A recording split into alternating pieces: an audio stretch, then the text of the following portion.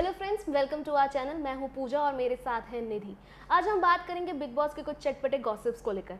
सबसे पहले आज जो इन दोनों टॉपिक जो हमारा मेन है वो है पारस और पवित्रा, जो ऑलरेडी एक एक्स कपल थे और अब पारस ने इंटरव्यू में बाहर बहुत कुछ पवित्रा को लेकर बोल दिया है। पर अगर ऐसा क्या होगा अगर पारस घर के अंदर एंट्री करते हैं तो क्या कुछ गेम में इंटरेस्ट हो सकता है? हम बात करते हैं निधि से, बताइए मैम। हाँ, actually I am also waiting कि कब पारस घर के अंदर आएंगे, क्योंकि पारस ने इतनी सारा नेगेटिव चीज़ें बोली हैं पवित्रा के बारे में। और पवित्रा ने भी जाने से पहले इंटरव्यू में पारस के लिए बोला था कि ये लड़कियों के पैसों पे पलने वाला है। और उसके बाद पारस ने भी बहुत सारा अटैक किया पवित्रा पे। उन्होंने बोला ये मैरिड थी और इसने मुझे बताया नहीं, और एजाज को भी बोला है कि इससे दूरी बना के रखो। तो मैं ये देखना चाहती हूँ कि जब पारस घर के अंदर आएंगे तो क्या पवित्रा और पारस में कुछ लड़ाई होगी और कुछ इंटरेस्टिंग होगा। ये बहुत मज़ेदार होगा देखना, अगर पारस घर के अंदर आकर पवित्रा से कुछ बोलते हैं और वो कैसे रिएक्ट करते हैं। वैसे पवित्रा का जो नेचर है वो बहुत ब्लंट है। वो बोलने पे जब भी किसी को मुझे नहीं लगता छोड़ेगी। और अगर पारस आ जाते तो मुझे लगता है गेम थोड़ा वर्स्ट होने वाला है, क्योंकि पारस जो कहते हैं पारस है या जो भी ये दोनों पवित्र और जहां तक बोलने पे जहां तक पारस को हमने पिछले सीजन में भी देखा है, तो वो पिछले सीजन में भी आकांक्षा पुरी के बारे में बहुत सारी बातें बोलते थे और बहुत उन्होंने गंदा गंदा बोला है आकांक्षा पुरी के बारे में। लेकिन डिफरेंस एक था कि आकांक्षा घर के अंदर नहीं थी। और आकांक्षा, जहां तक जितना मैंने आकांक्षा को उस टाइम देखा, आकांक्षा थोड़ी सोबर थी।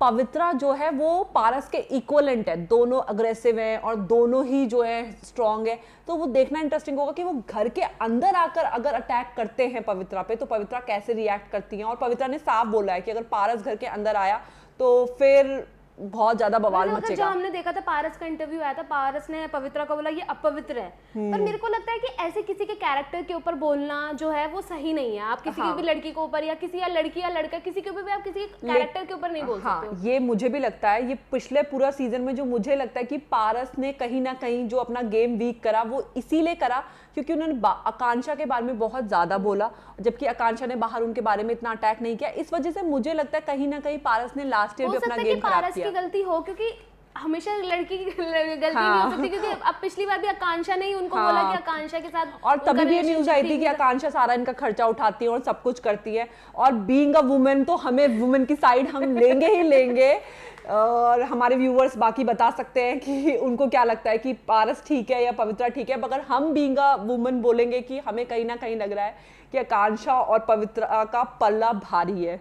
वैसे पवित्रा एक ऐसी बहुत, अगर देखा जाए कि इस सीजन में वैसे तो ज़्यादातर अभी सीनियर्स का बहुत ज़्यादा ओवर है, तो वो इतने फ्रेशर्स दिख नहीं रहे हैं। पर एक बार जो है कि पवित्रा भी एक हेड स्ट्रॉन्ग है। उनका जो बोलने का तरीका है वो बहुत ही अच्छा लगता है लोगों को।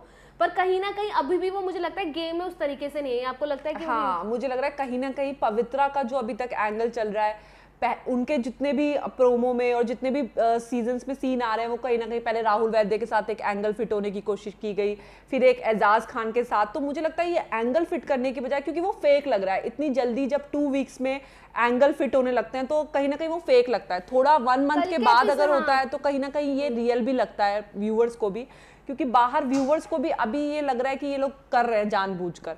तो कहीं ना कहीं मुझे लगता है कि पवित्रा को अभी जो है खुलकर आना चाहिए, और जितनी वो हेड स्ट्रॉन्ग है और जितनी मुझे लगता है वो अच्छी दिखेंगी स्क्रीन पर, वो नहीं कर पा रही है। कल के एपिसोड में आपने देखा होगा गाइस कि सिद्धार्थ पवित्रा को सजेस्ट कर रहे हैं कि तुम जो जैसे 2010 में थी वैसे ही तुम रहोगे ना, तो वो वाली पवित्रा तो लोगों को फाड़ देती थी बिल्कुल बोलने पे, और आज की बार तुम कॉमन हो बिल्कुल।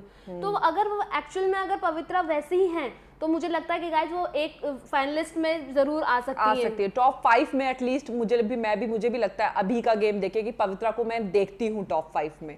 वेल गाइस, ये तो हमने पवित्रा और पारस के बारे में बता दिया, मगर लास्ट हम आपको बताते जाते कि अब 3 सीनियर्स और आने वाले हैं, जिसमें बात हो रही है रश्मि देसाई की, गौतम गुलाटी और पारस। ये 3 सीनियर्स आएंगे और पता नहीं, देखते कि इस बार तो वैसे भी सीनियर्स, आपको क्या लगता है कि सीनियर्स तो वैसे भी बहुत ज्यादा कॉम्प्लिकेटेड हो गया, ओवरशैडो कर रहे हैं, जो मुझे लग रहा है, जिसको मैं बोलूंगी कि कहीं ना कहीं निशिकांत मलकानी हो गया और बहुत सारे कंटेस्टेंट, जान हो गया, वो कहीं ना कहीं इतना उभर कर नहीं आ पा रहे क्योंकि सीनियर इतना ज्यादा हाईलाइट हो रहे हैं शो में।